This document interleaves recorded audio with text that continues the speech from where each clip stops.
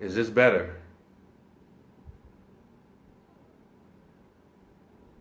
Tell me if this is better.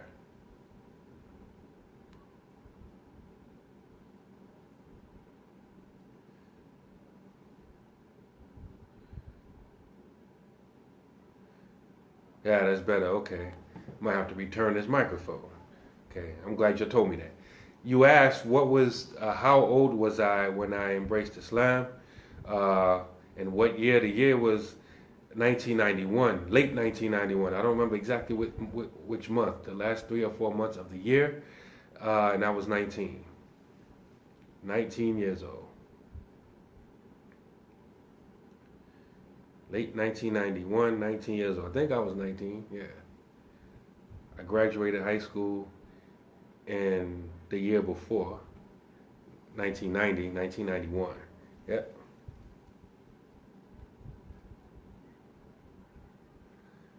Wa alaikum salam wa rahmatullahi wa barakatuh, Hakeem. Alhamdulillah. Always good to see your name pop up.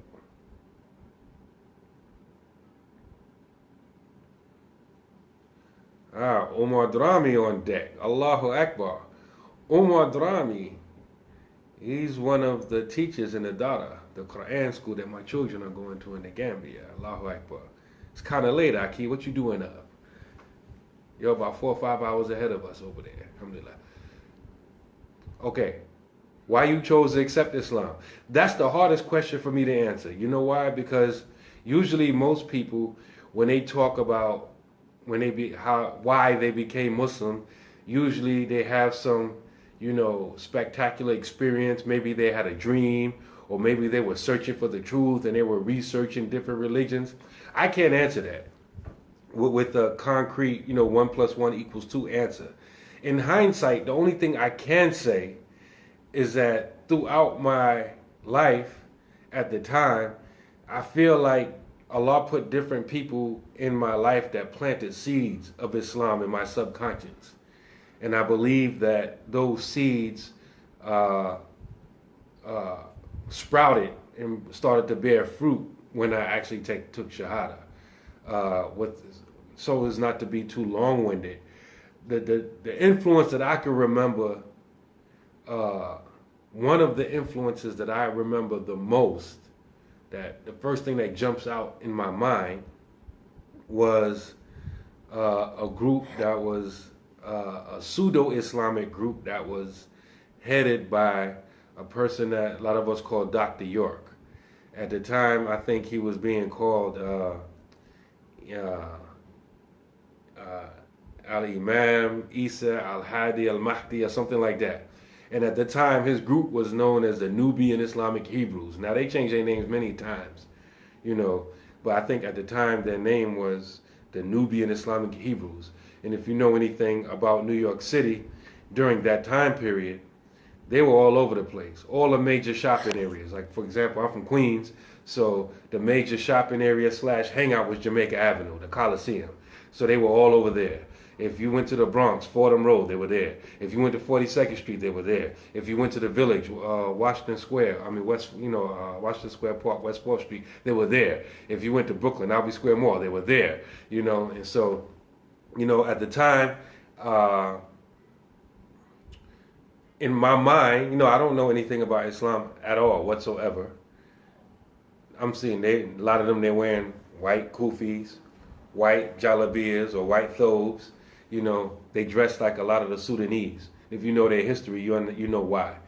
And they sold oils and incense, and a lot of rappers were loosely associated with them at the time. And so, in my mind, I thought they were Muslims. I used to see them making salat, and they seemed to be very intelligent. They were sharp.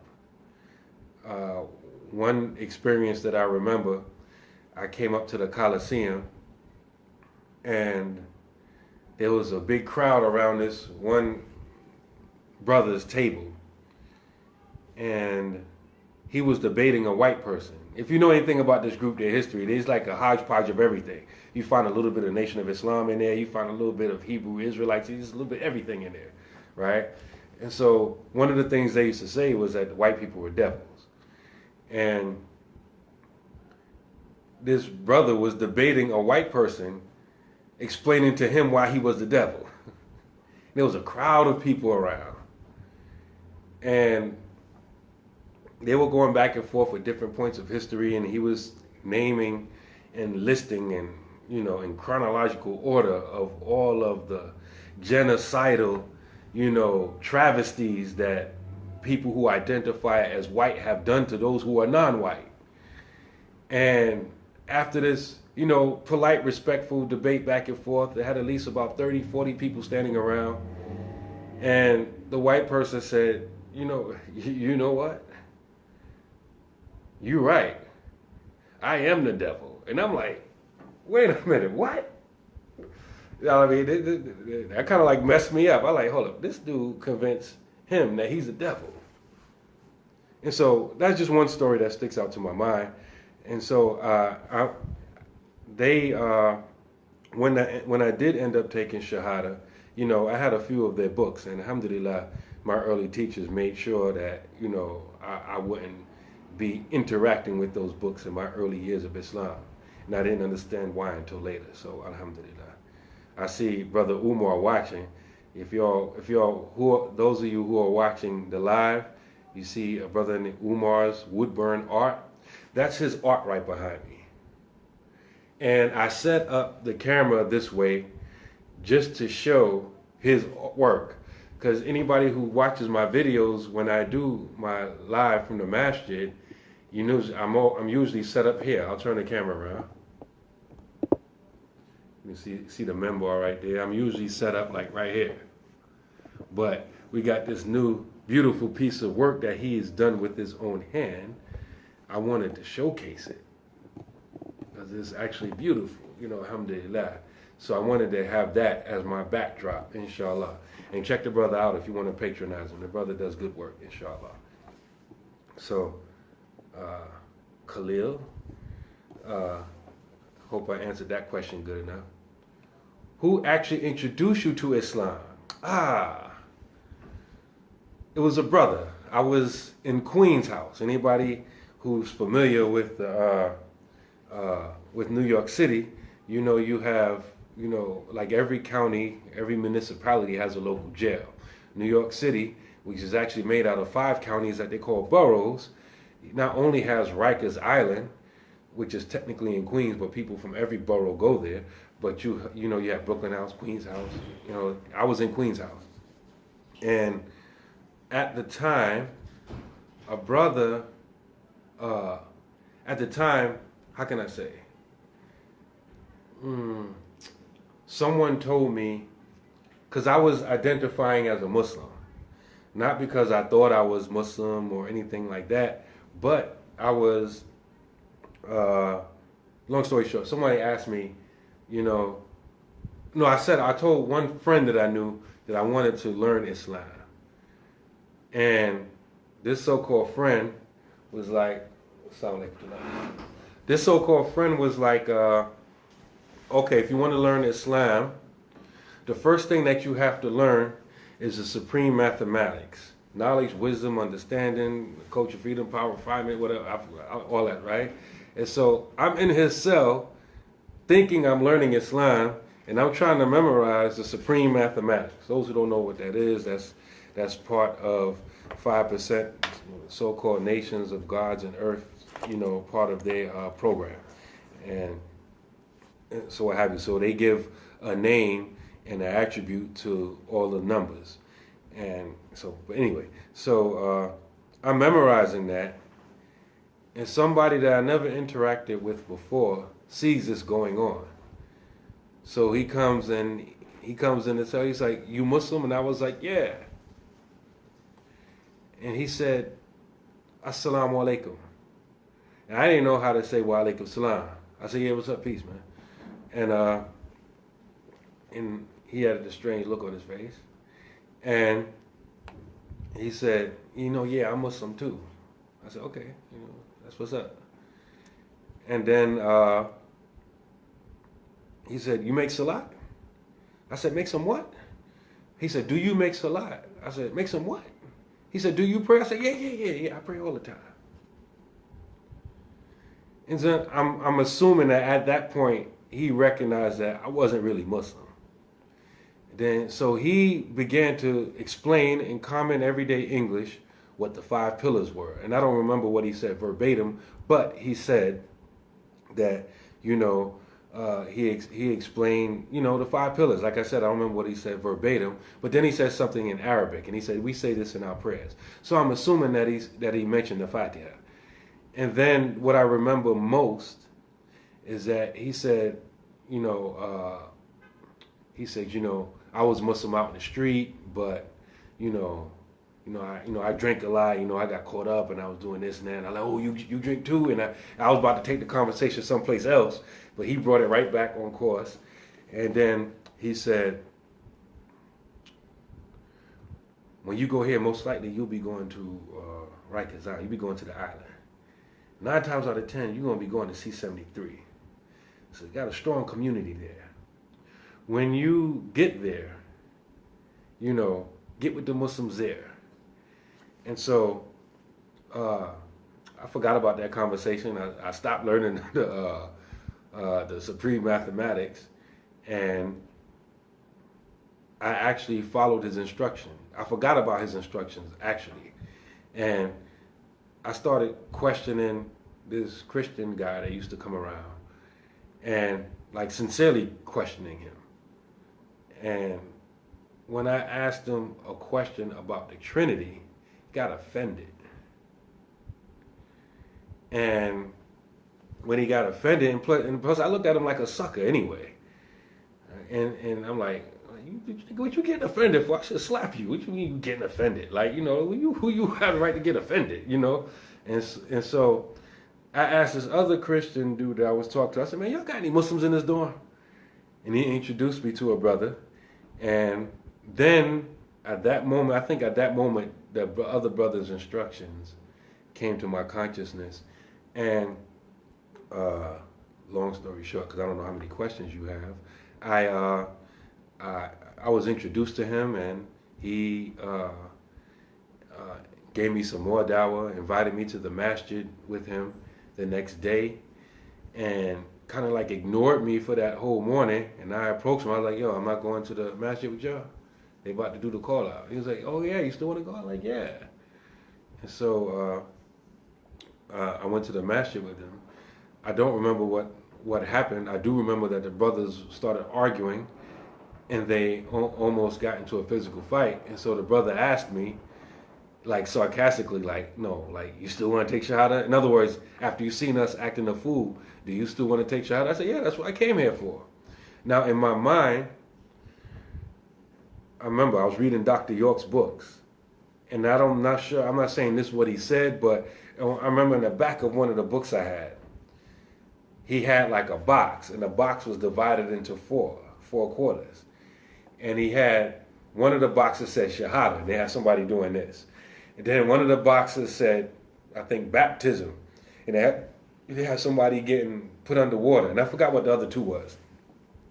So my understanding or misunderstanding at the time made me think that taking Shahada was a process that included all of these things. So I thought there was, at some point, I'm going to have to get baptized, and all of this is part of the Shahada. So I'm thinking the Shahada is a long process, and the saying the words were only part of that process. And so I'm ready to get it initiated into this process. And so we get back to the dorm, and the brother who's giving me dawah, who's I consider like my teacher at the time, he didn't want to give me Shahada. And I didn't know why, but at the time I didn't understand it.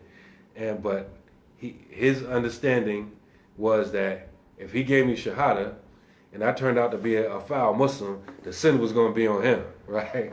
And so they're arguing about who's going to give me Shahada. This brother's name was Muhammad, and I think he was from Africa. I'm not sure what country, or if he was just fronting to be from Africa.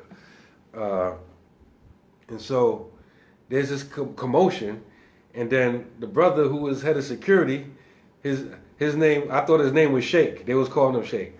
His name was Sheikh, they called him Sheikh Gais. I never looked up what Gais meant. But anyway, he's like, well, man, what's going on? It's like, yeah, this young brother wants to take Shahada. He's like, so what's the problem? Muhammad doesn't want to give it to him. He said, man, y'all niggas is crazy. Come on, I give you a shot, man. Come on, sit down. Come on, right? He said, yo, did y'all explain everything to him? Yeah. All right, I mean, just repeat after me, brother. Right? And so, alhamdulillah, Sheikh Gais gave me shahada. So that's how I came to Islam. Alhamdulillah. I don't remember which month, but it was late 1991.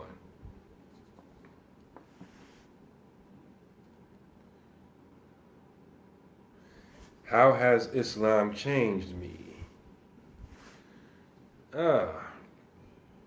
Well, one of the things, when you asked that question, the first thing that came to mind was the name I chose. Because I had one opinion of myself in the Jahiliyyah.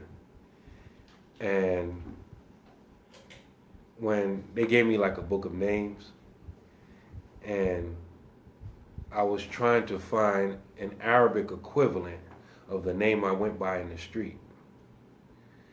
And that name kind of like had two Arabic equivalents, both of which are attributes of Allah subhanahu wa ta'ala.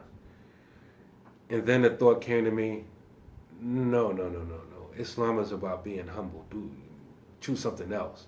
So in my mind, I picked a name that was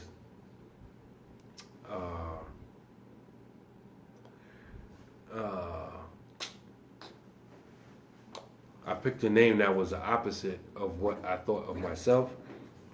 And so I picked the name Naeem. And at the time when I read it, it didn't indicate that it was a level of paradise. It indicated being gentle and humble. That somebody gave me some information that I misunderstood, and they said you got to put Abdul in front of it as if it's one of Allah's attributes. So I said, okay, I made my name Abdullah Naeem. And then when I got the correct information, I switched it around back to what I originally had it, Naeem Abdullah.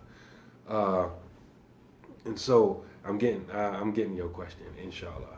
Meaning, how has it benefited me? I was younger coming up. My teachers would always describe me as smart, but like a lot of times I was lazy. Like I was not engaged in school. Like I think I read one book in my whole high school career, my whole public school education. I think I read one book. And when I became Muslim, that all changed. Because at the time and place that I became Muslim, when you became Muslim, it was automatically understood that you would try to seek as much knowledge as possible. It wasn't like, oh, you're trying to seek knowledge because you're trying to become a scholar. No, you're seeking knowledge because you're trying to be a Muslim. That's the way we all understood it. So, being Muslim and seeking knowledge went hand in hand. It was almost like, you're not a real Muslim if you don't study. Nobody said it, but that was like the sentiment. And so I think that's one of the things that one of the ways Islam has benefited me. It has taught me to appreciate knowledge. Alhamdulillah.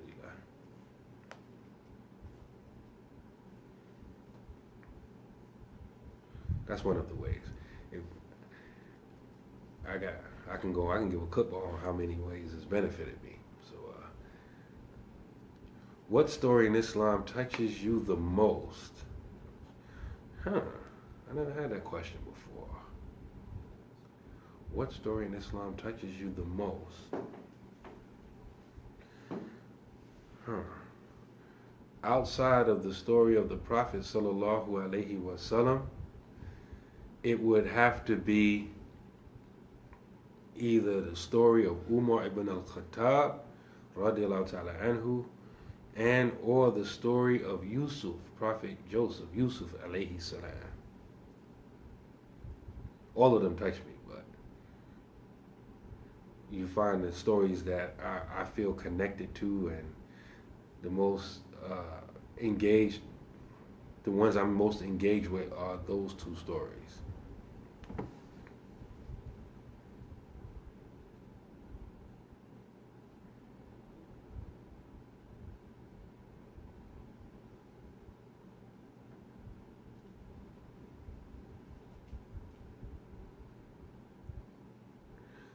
tell you why. Can you elaborate, please? Okay, I'm wondering. I was like, this brother typing slow or something? Uh, can you elaborate, please? Uh,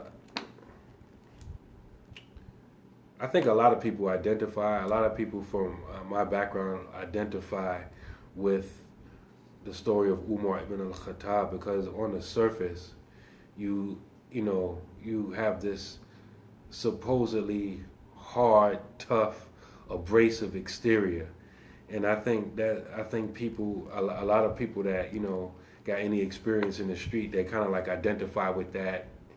And I think conversely, a lot of people see Abu Bakr as almost being soft, being weak, and I think those are they both false. But yes, Umar had a strong exterior. Even physically he was strong, but at the same time, you find someone like Umar ibn al-Khattab, who you know was known for crying. He had an extremely soft heart, and at the same time, Umar ibn al-Khattab, radiallahu ta'ala anhu, he was the type of person who, regardless of what emotional state he was in, when it came to the command of Allah, he didn't exceed that, and he tried his best not to fall short of that. It wasn't somebody like, a lot of people who claim to identify with Umar, they justify them snapping out and having just snapping out emotionally and just taking out their anger on somebody. Umar ibn al-Khattab was like that. These people I'm describing, you quote to them a verse of Quran, they might tell you shut up, back up, whatever like that. They probably won't even hear you talking.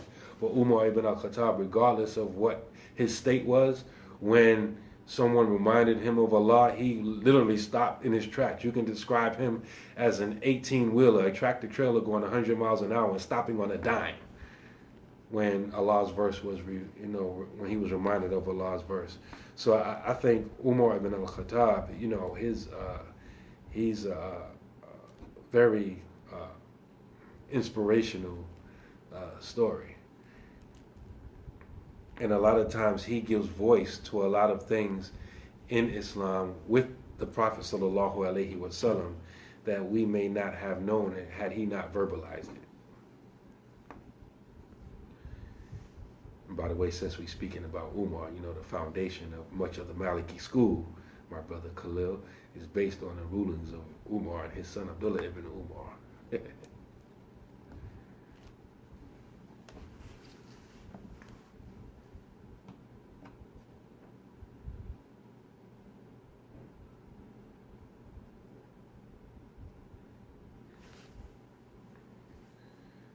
Alhamdulillah.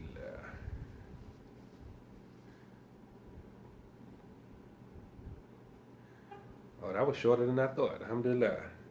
You have no more questions. Alhamdulillah. It was a pleasure doing this, and I look forward to seeing all of the other interviews that you do.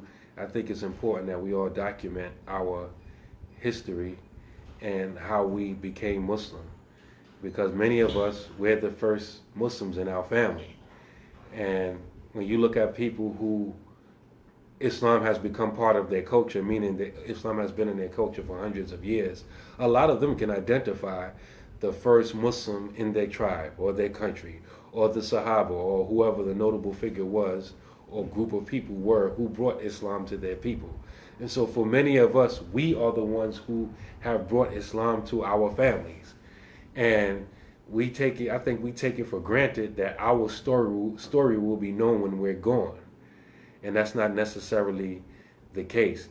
Like my mother always tells me, because I'm my mother's only child, and she's like, wow, you're my only son, but you give me all these grandchildren, now great-grandchildren, like, wow. And so, now you have a massive injection of Abdullahs in the family tree.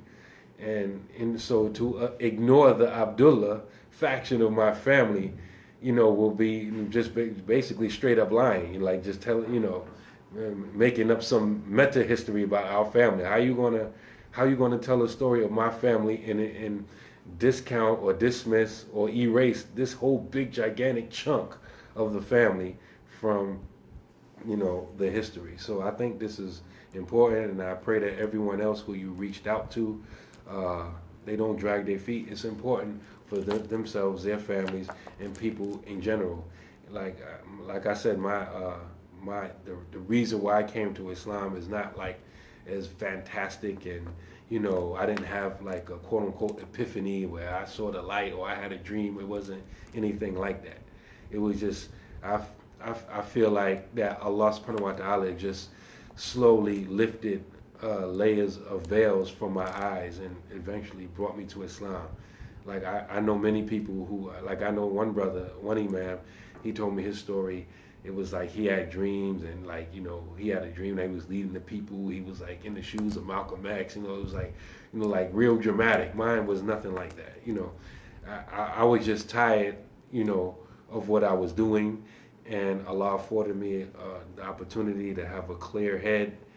And I think all of those seeds, I only mentioned one, but there were several other seeds that were planted in me. And alhamdulillah, like I had a friend who claimed to be Muslim, and he was doing all the stuff I was doing, and some of the stuff he taught me, he didn't know he was teaching me. He was just teaching me by being around me.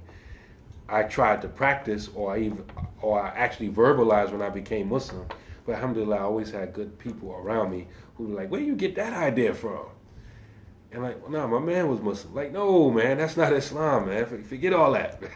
And so like I said, for my story is, I think it's a bunch of seeds that were planted, and in 1991, in the end of the year, they just started to sprout and bear fruit. Alhamdulillah. So, alhamdulillah. It was a pleasure. Subhanakallahumma wa bihamdika nashhadu an la ilaha illa anta wastaghfiruka wa atubu ilayk. Wal 'asr innal insana lafi khusr illa alladhina amanu wa 'amilu salihati wa tawassaw bil haqqi wa tawassaw bis sabr. Assalamu alaikum wa rahmatullahi wa barakatuh.